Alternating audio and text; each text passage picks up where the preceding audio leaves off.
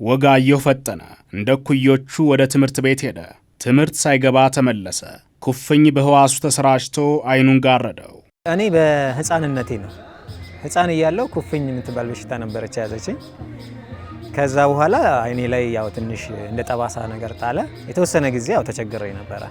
ተማር ልጄ የዓለማየሁ እሸቴ ድምጽ የወጋየሁ ልብ ላይ የታተመ ነው። እንደ ጓደኞቹ ቀለም ለይቶ መጻፍ ይፈልጋል። እድሜ ለትምህርት ሲደርስ ነው የኔ ጥያቄ የጀመረው። ምክንያቱም ጓደኞቼ ወደ ትምህርት ቤት የሚሄዱበት አጋጣሚ ተፈጠረ።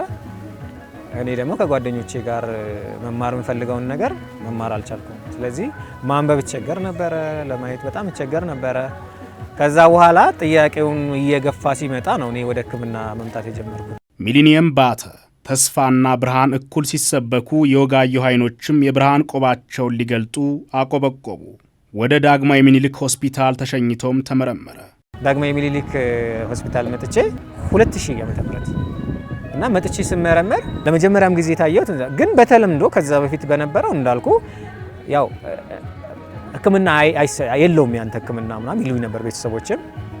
ግን እኔ ዳግማዊ ምኒልክ መጥቼ ከተመረመርኩኝ በኋላ ነው ያወኩት። በጊዜው ምንድነው ያው የአይን ብሌን ንቅለ ተከላ ይደረጋል ነው። የአይን ብሌን ንቅለ ተከላ ምንድነው እኔ የማውቀው ነገር የለም። የመጀመሪያው አይኔ ሕክምና ተሰራ ማለት ነው። ከዛ በኋላ በሚቀጥለው ዓመት ትምህርት ጀመርኩ። አሁን ወጋየሁ የአይን ብሌን የተለገሱ ሰዎች ባቋቋሙት ማህበር ውስጥ አንዱ አባል ነው። የከፍተኛ ትምህርቱንም ባለፈው ዓመት አጠናቋል። በማህበሩና በአይን ባንክ ውስጥ በአስተባባሪነት ይሰራል። ብርሃን እንዳይቀበርም ግንዛቤ መፍጠሩን ቀጥሏል። ሕክምና ከተሰራላቸው በኋላ ያቋቋምነው ማህበር አለ።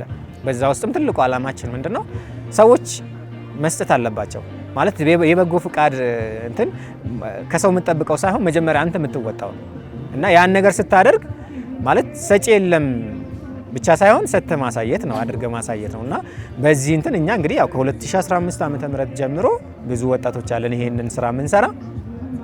ልክ ደም በበጎ ፍቃድ እንደሚያሰባስቡ ሁሉ የአይን ብሌናቸውንም ቃል እንዲገቡ እኛ በራሳችን ከተቋሙም ጋር ሆነን ግንዛቤ በሚፈጠርበት ሁሉም ቦታ ላይ ምስክርነት እንሰጣለን። ምክንያቱም አንተ ተደርጎልኛል ብለህ ስታስብ ላልተገነዘበው ሰው ደግሞ ማስተማር አለብህ።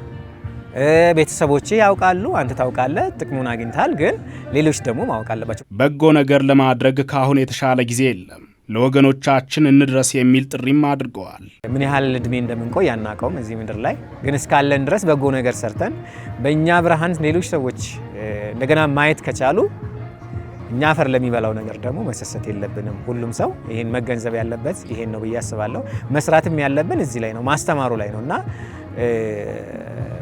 እንዳልኩ ደም ሰጥቶ የሰው ህይወት እንደሚመልስ ሁሉ የአይን ብሌኑንም ቃል ገብቶ ከህልፈት በኋላ ልክ በሚወሰደው ሌሎች ይሄን ሕክምና ለሚጠብቁ ሰዎች መድረስ አለብን ብዬ አስባለሁ። እንደ ወጋየሁ ሁሉ የኢትዮጵያ ደምና ህብረ ህዋስ ባንክ አገልግሎት ከቀድሞ ይልቅ አቅሙን በማጠናከር ለወገን እየደረሰ ነው።